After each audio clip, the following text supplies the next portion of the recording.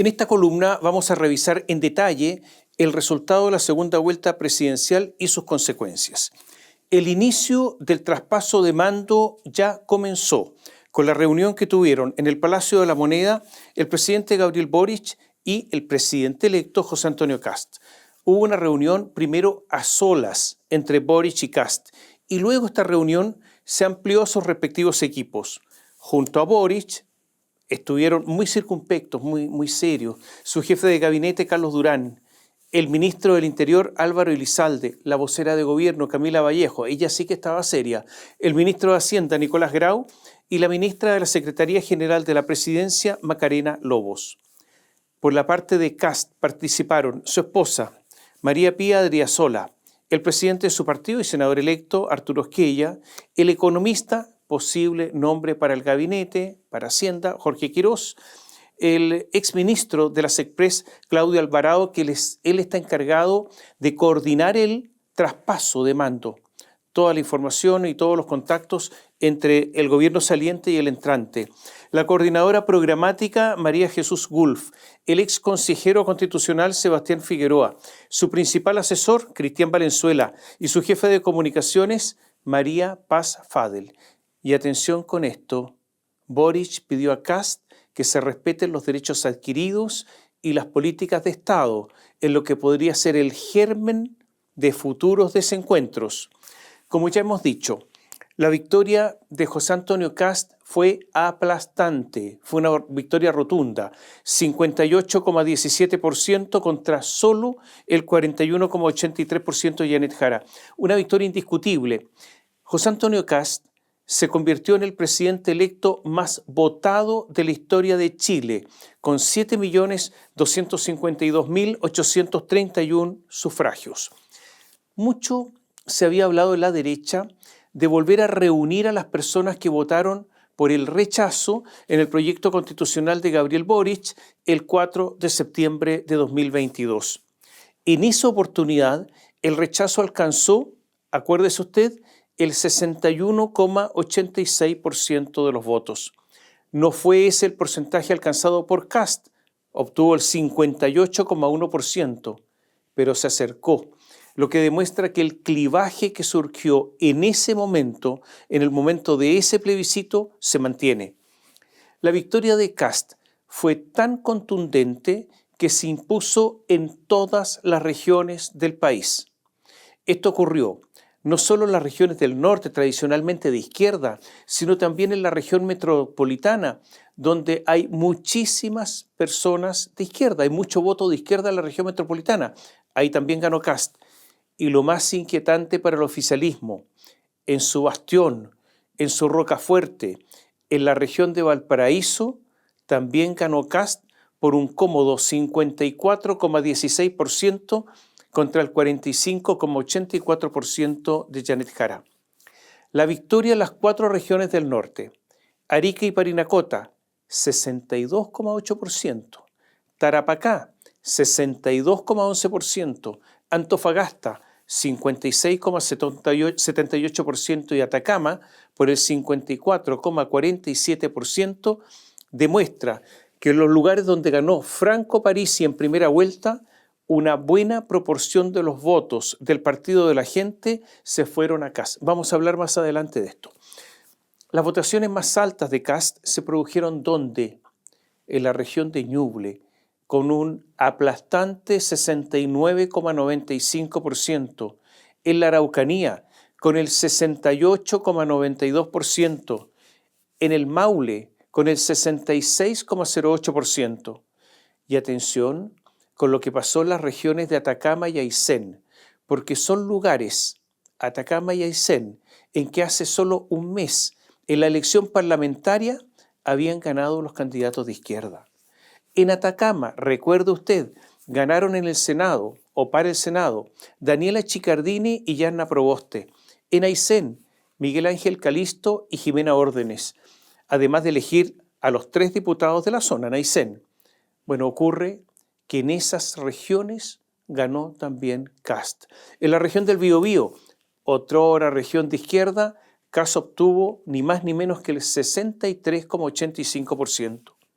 Y es importante que usted mire la región metropolitana, porque en primera vuelta José Antonio Kast había logrado solo el 21,8% de los votos, muy por detrás del 31,1% que había alcanzado Janet Jara. Jara, en la región metropolitana, en la primera vuelta le sacó 10 puntos a Kast.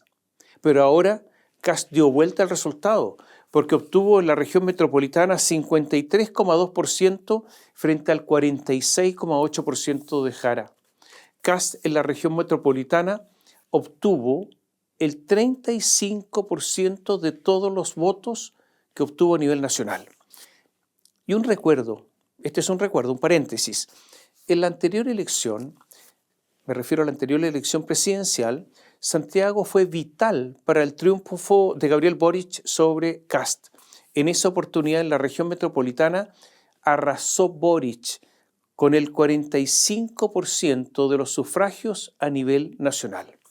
Y ahora a nivel comunal, de las 346 comunas que hay en el país, Janet Jara solo se impuso en 39. Le voy a repetir la cifra porque es impactante. De las 346 comunas que hay en el país, Jara solo se impuso en 39. Este es el peor resultado de la izquierda, al menos desde el retorno a la democracia. Alejandro Guillé, usted se acuerda, la segunda vuelta de 2017, le fue muy mal, pero ganó en 90 comunas. En medio de la derrota, se demostró, eso sí, que la izquierda tiene algunos puntos fuertes, por ahora inexpugnables para la derecha. Valparaíso, por ejemplo. En Valparaíso ganó Jara, obtuvo el 53,2%. San Antonio, el de la megatoma, obtuvo el 53,8%. Pero escuche esto. Desde la región de O'Higgins, o sea, inmediatamente al sur de la región metropolitana, desde la región de O'Higgins hasta Magallanes, en el extremo sur chileno, Kast venció en todas las 212 comunas que están al sur de Santiago, en todas. En ninguna ganó Jara. A nivel de comunas, las de la región metropolitana fueron muy favorables a Jara en la primera vuelta. A ver, en la primera vuelta, hace poco más de un mes, Matei había ganado solo en 3 comunas y Kast solo en una. O sea, la derecha había ganado en la región metropolitana en solo 4 comunas. Pero ahora no. Ahora en la región metropolitana Kast venció en 31 comunas versus 21 en que ganó Jara. De todas maneras, mucho voto de izquierda en la región metropolitana, pero se impuso Kast. Kast, por ejemplo, venció en la comuna de Santiago con el 53,9%, en Estación Central con el 50,7%, en Independencia 54,6%, son comunas populares, en Cerrillos 51,5%, en San Miguel con el 51,8%, en La Cisterna 52,4%, en El Bosque 50,2%, en Huechuraba 54,1%, San Bernardo con el 52%. Pero, insisto, la región metropolitana sigue siendo, pese a la derrota global de Janet Jara, una zona donde hay muchísimo voto de izquierda. Por ejemplo, Jara ganó en numerosas comunas. Voy a dar algún ejemplo. Entre ellas, Ñuñoa, Peñalolén, Macul, La Florida, en Puente Alto, con el 53,7%, en San Joaquín con el 56,1%, en La Granja 53,5%, San Ramón, La Pintana, Pedro Aguirre Cerda, ahí obtuvo el 58,7%, en Lo Espejo 56,1%, y también se impuso Jara en Maipú. Atención, ahí está Tomás Bodanovich, seguramente el futuro líder de la oposición, Pudahuel, Quinta Normal, Renca, Quilicura, Conchalí, Recoleta, varias más, ahí ganó Jara. Un dato, en la primera vuelta hubo 503.009 votos nulos y blancos. Ahora, en esta segunda vuelta, hubo 948.245 votos nulos y blancos.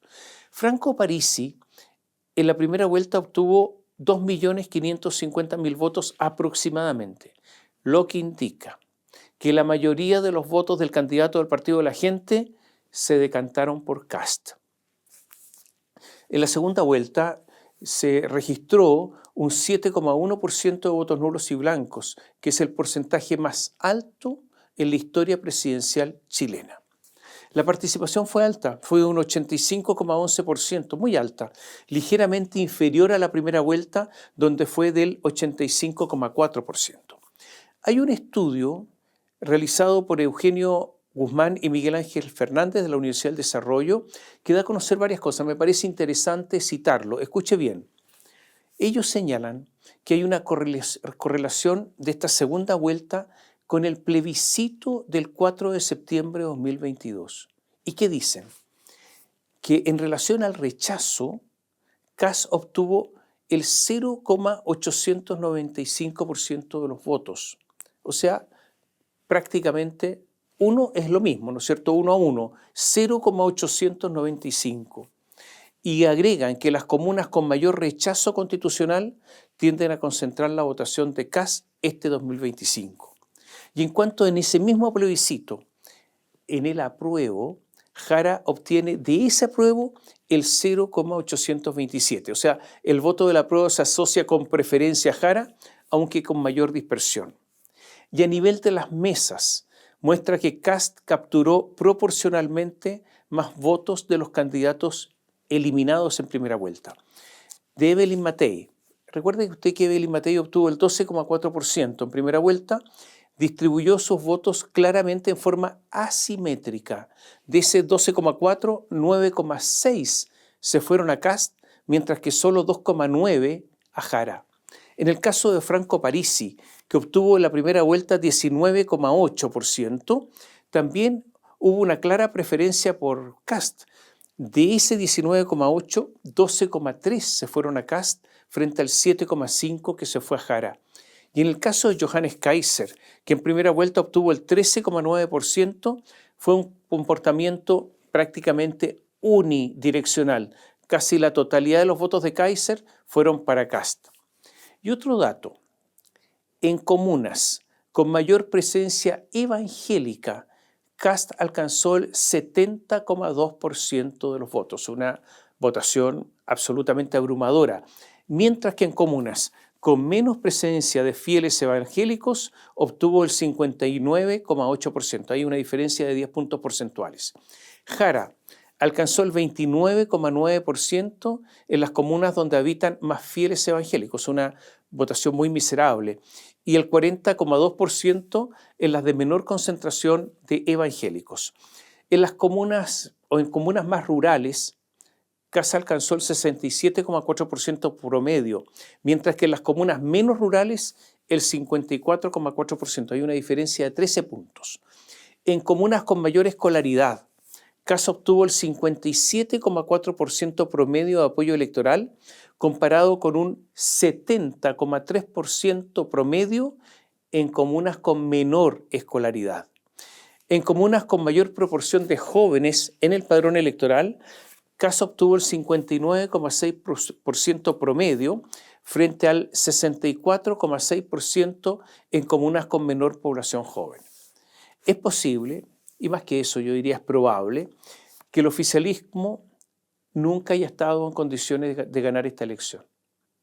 El clivaje, dictadura versus democracia, que permaneció durante todos los años de concertación, dictadura, democracia, comenzó a quebrarse con la victoria de Sebastián Piñera. Y yo diría que en verdad había ya dado algunas muestras de cierta debilidad cuando en la primera vuelta del año 1999 Joaquín Lavín estuvo a solo 30.000 votos del resultado de Ricardo Lagos. El clivaje que sirvió a Boric cuando ganó Boric fue el de los de abajo frente a los poderosos, frente a la clase que gobernaba por 30 años. Eso también fue el estallido, ya que el gobierno de Boric es una victoria institucional del estallido.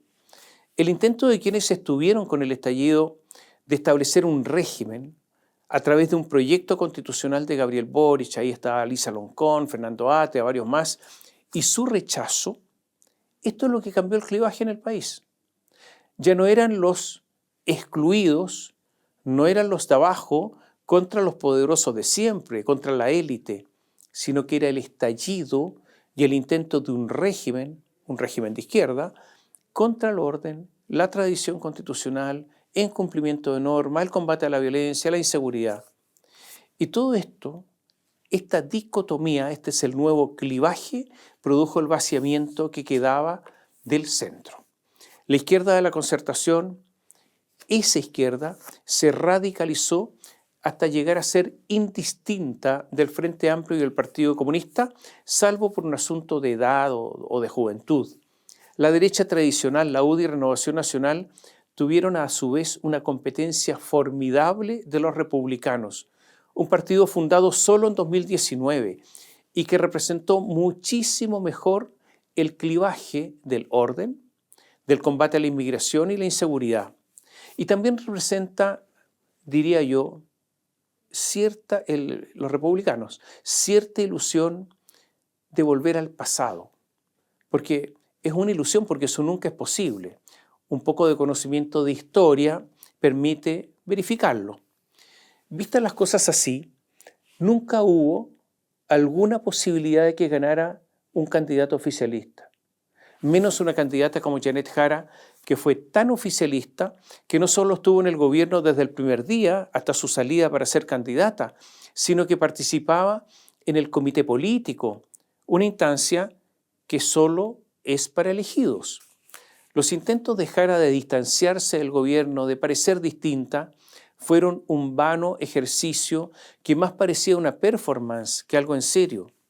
Es como cuando trató en un debate, ya al final de la campaña, en una acción desesperada por lograr alguna posibilidad de triunfo, cuando trató, repito, de estadista a Sebastián Piñera. Porque, claro, es verdad que la política aguanta todo, pero no se puede abusar de esta manera. Siendo este el estado del arte, surge también una pregunta, que es la siguiente. Si pese a todos los intentos, pese a todo el camuflaje, Janet Jara era la candidata del oficialismo porque surgió de las primarias del oficialismo, o sea, era la candidata del continuismo, hay entonces que preguntarse, ¿de qué continuismo? ¿En qué consiste el continuismo? Porque el gobierno de Gabriel Boric se quedó vacío después de la derrota constitucional. ¿O acaso ellos mismos no proclamaron que para aplicar su programa era imprescindible un requisito sine qua non, la aprobación del proyecto constitucional? Recuerda usted que así era. Por eso, el gobierno de Gabriel Boric perdió su alma, perdió su razón de ser, perdió la causa de su elección, su destino, sus pretensiones, toda su vocación, su ilusión. Entonces, ¿qué diablos podía continuar Janet? ¿Se da cuenta usted que la candidatura estaba muerta, fenecida, era una oxisa hace rato, posiblemente desde su nacimiento? Janet Jara y Gabriel Boric repiten una y otra vez eso de la unidad. Pero de nuevo, ¿unidad en qué? A Janet Jara la apoyaron 9 partidos y se dijo, yo diría un poco livianamente, que era la coalición más amplia del retorno a la democracia. Pero si usted divide el 41% obtenido por Jara por 9, cada uno es una lonja de jamón translúcida. Desde el punto de vista de los votos, todo esto se materializó en la primera vuelta, porque el rendimiento paupérrimo de Jara, con ese 26,8%, simplemente le auguraba una derrota segura en la segunda vuelta. Pensar de otra manera era una quimera, una especie de fantasía política. Es verdad que hubo en algunos un hálito de vida futura, de esperanza, y ocurrió cuando Jara ganó las primarias, pero eso no tenía ningún sentido. Las primarias son solo para los militantes o para los casi militantes, son para los comprometidos, para los politizados, pero eso no tiene nada que ver con la mayoría del electorado, aún cuando hay voto obligatorio. Es verdad que una candidata al Partido Comunista enfrenta mayores dificultades, pero también es verdad que no son dificultades gratuitas. El Partido Comunista desde su nacimiento ha tenido escarceos con las dictaduras y esto tiene su costo. Y muchas veces, ante años de adoctrinamiento, en el caso de Janet, adoctrinamiento por 37 de sus 51 años, esto sale por los poros. Cuando dijo Janet que al parecer María Corina Machado había tenido alguna participación en intentos de golpe de Estado en Venezuela, porque aunque no hay nada de eso, salvo en su imaginación, Janet defiende el derecho a la rebelión ante dictaduras, por ejemplo, ante la dictadura de Pinochet. Ahí sí que es buena la rebelión. Se da cuenta que era una candidatura fallida, estructuralmente dañada. Janet Jara tiene sus propios lastres, pero no había posibilidad de victoria. Si tiene algo de responsabilidad, esa responsabilidad es menor. Lautaro Carmona, Daniel Jadwe, la guardiana de la fe comunista Bárbara Figueroa, se encargaron de torpedear la candidatura de Janet Jara una y otra vez. No toleraban, aunque fuera una simple actuación, cualquier actitud que ellos llaman desviacionista.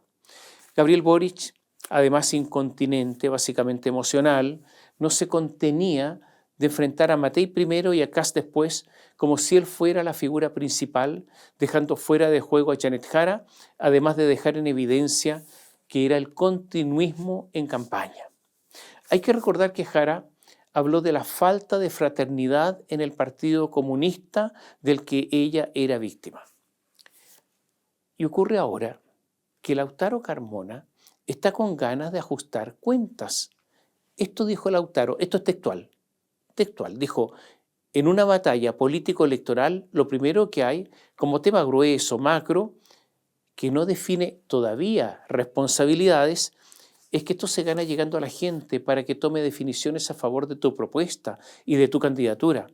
Entonces, ese es un número obvio que va a estar, pero el espacio no se puede soldar ya. Sería un error que alguna de las fuerzas que están con esto, como recordamos en la reunión de los partidos, no haga su propio examen, no haga su propio análisis. Todo esto que usted escucha es lenguaje simple. Lautaro Carmona va a buscar a los responsables de la derrota. Pobre Janet. Se ha dicho que va a seguir en el Partido Comunista y que se va a someter a su disciplina. Porque Janet ahora no es parlamentaria, no tendrá cargo alguno, no es ministra. ¿Qué hará? En el Partido Comunista la van a diluir. Será una más. Porque en el Partido Comunista dicen que su estrategia socialdemócrata, eso de ponerse amarillista, fracasó. Pero ocurre además que en este panorama la izquierda tiene amplia representación en el Congreso y ahí se va a trincherar. Paulina Bodanovich ha notificado que el Partido Socialista es de izquierda a secas y que desea una alianza con el Partido Comunista estrecha.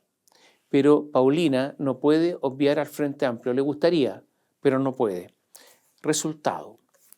¿Seguirá el PS la radicalización de la izquierda? ¿Habrá una oposición a Kast muy dura? Una de esas oposiciones intransigentes. La derivada es que hay que olvidarse de la socialdemocracia y que el Partido Comunista para ellos no es la ultraizquierda, todo un tema. José Antonio Kast no va a poder hacer ninguna reforma relevante porque no tiene mayoría en el Congreso. Es simple, solo podrá hacer gestión y con dificultades, y esta es una limitación severa. Kast tiene preparados los primeros 90 días que, ellos dicen, serán cruciales para el éxito de su gobierno. Tanto es así que le pusieron a ese periodo Desafío 90 por los 90 días. El encargado de que todas las medidas de estos primeros 90 días se cumplan es Bernardo Fontaine, el creador de esa frase «con mi plata no» en la campaña del rechazo al proyecto constitucional de Boric. ¿Se van a presentar proyectos de ley? Sí. ¿Se tienen preparados algunos proyectos de ley? Sí. Y son proyectos de ley cortos para que sean de fácil tramitación. También se tienen preparadas medidas administrativas y, atención, cambios regulatorios. Por ejemplo, en las superintendencias, en la Dirección del Trabajo. Son medidas, además, contra la inmigración, en materia de seguridad y en economía. Se intentará que la inmigración ilegal sea delito que permita detener a los inmigrantes irregulares hasta su expulsión. Se habla de una baja de impuestos a las pymes y la no tributación si es que las utilidades de las empresas son reinvertidas. Está por verse además cómo Kast va a aplicar el plan escudo fronterizo, lo quiere hacer desde el primer día, para resguardar las fronteras con hombres y tecnología en un desafío, yo diría, de inciertos resultados. Le decía que la derecha no tiene mayoría en el Congreso y esta será una de las principales barreras para modificar lo que quiere modificar Kast, el estatuto administrativo, que fue creado por Pinochet cuando terminaba su gobierno para que no despidieran a los suyos, y ahora resulta que ese estatuto lo defiende la izquierda. Yo diría que es lo único de Pinochet además que defienden porque los beneficia. Kast quiere un nuevo estatuto administrativo que agilice la posibilidad de despidos por bajo desempeño, que contemple evaluaciones anuales efectivas, el término automático de asesores con el cambio de gobierno y como regla general concursos públicos. Yo diría que es difícil que la izquierda apoye esto. Mientras tanto, ya se habla de quienes suenan como posibles ministros. Nombres: Rodrigo Álvarez, Claudio Alvarado, Jorge Quirós, José Luis Daza, Martín Arrau, Iván Poduje, Mara Cedini, Johannes Kaiser, si es que se integra al gobierno, Darío Paya, que podría ser canciller, Teodoro Rivera también suena como canciller, Isacort, Germán Codina en el Ministerio de Obras Públicas, Bernardo Fonten, Ruth Hurtado, Beatriz Evia, Sebastián Figueroa, Antonio Barquiesi, Carmen Sosa, María Luisa Gulf, Alberto Soto. Varios de los que ustedes escucharon van a ser ministros. Los UDI y Renovación Nacional, que desembarcaron en el comando, piden espacios. Hablan que para un gobierno de emergencia, como es lo que plantea Kast, que va a ser un gobierno de emergencia, se necesita, dicen ellos, una coalición de emergencia, donde obvio estamos nosotros, los UDI, los Renovación Nacional, dicen. A un imaginativo se le ocurrió eso. En unas horas más, Kast se reunirá con Javier Milei en Buenos Aires. En materia internacional, se requiere un largo, profundo e intenso trabajo para reconectar a Chile, para restablecer relaciones que se han deteriorado enormemente, para lograr de alguna manera, aunque sea con una tela un poco surcida, restablecer lazos y relaciones que habían permanecido por muchos años, que se habían cultivado por muchos años y que fueron deterioradas en forma salvaje por Gabriel Boric. No son pocos los que dicen que varias de las actitudes de Boric llegaron a poner en riesgo la seguridad nacional. ¿Qué es lo que hay que mirar? Lo que usted tiene que mirar: las pasadas de cuenta que vienen en el Partido Comunista. En el llamado socialismo democrático, además, están culpando a Boric de la derrota. Ha sido tanto esto en las últimas horas que el Frente Amplio ha salido a arropar, a defender a Boric. Pero si Boric necesita defensa, es que después de esta elección ha resultado debilitado. O sea, estos 3 últimos meses para Boric y su gente serán una larga agonía. Y se nos había olvidado, mención aparte, merece Evelyn Matei. El día domingo votó a las 17 horas, tratando de desmarcarse de todos y con declaraciones que fueron una aguja fina, un cuchillo mejor, fino y penetrante en la armadura de Kast. ¿Qué dijo Matei? Escuche bien. Todo indica que hoy va a ganar José Antonio Kast. Por lo tanto, vamos a ver qué es lo que sucede a partir de marzo. Yo creo que hay gente que efectivamente está esperando que los adultos mayores no paguen contribuciones, por ejemplo. Estamos todos viendo cómo van a poder recortar los 6.000 millones de dólares en 18 meses. Eso no va a ser fácil. Y obviamente estamos viendo cómo lleva a cabo todos los planes que tenía el de escudo frontera, o algo así se llamaba, el cancerbero. Todos esos planes que espero traigan efectivamente mucha tranquilidad a Chile, que pueda sellar efectivamente la frontera, que no entren más inmigrantes ilegales. Así que va a ser un tiempo interesante, dijo Evelyn Matei. Una declaración en la que la ironía surge desde la rabia, desde el mal humor, desde la convicción de que fue derrotada con malas artes, con trampa.